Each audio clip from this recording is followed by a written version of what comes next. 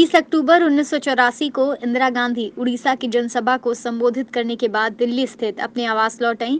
कहा यह जाता है कि उस रात इंदिरा गांधी को ठीक से नींद भी नहीं आई थी। दरअसल उस दौरान उड़ीसा में विधानसभा के चुनाव चल रहे थे और इंदिरा गांधी भी चुनाव प्रचार में व्यस्त थी। अपनी हत्या के एक दिन पहले उन्होंने भुवनेश्वर में एक चुनावी जनसभा को संबोधित किया था। आमतौर पर इंदिरा अपने सलाहकार HY शारदा प्रसाद या अन्य सहयोगियों द्वारा लिखा भाषण पढ़ती थी, लेकिन उस दिन उन्होंने अपने सलाहकार के द्वारा लिखा हुआ भाषण पढ़ने की बजाय अपने मन से ही बोलना शुरू कर दिया।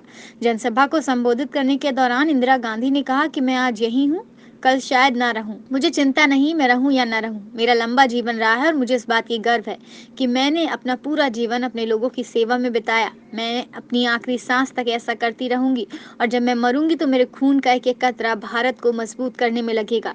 उनके इस भाषण से वहां मौजूद उनकी पार्टी के नेता और अफसर भी चकित हो गए। उन्हें यह समझ नहीं आया कि आखिर उन्होंने अपने भाषण में इन बातों का जिक्र क्यों किया।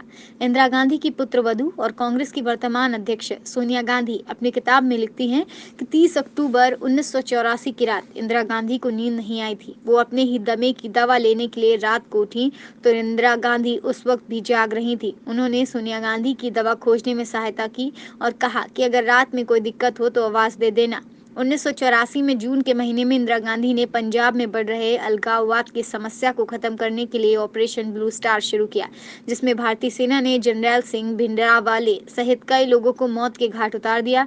इसमें सिखों के पवित्र धर्मस्थल को काफी क्षति पहुंची थी। इसी से सिख समुदाय काफी नाराज था और इंदिरा गांधी को भी इसी बात का डर सता रहा था। इन्हीं कारणों से अलगाववादी उनकी हत्या कर देंगे और आखिरकार हुआ भी यही। 31 अक्टूबर 1984 को भारत के तत्कालीन प्रधानमंत्री इंदिरा गांधी की हत्या उनके एक सफदरगंज रोड स्थित आवास पर कर दी गई।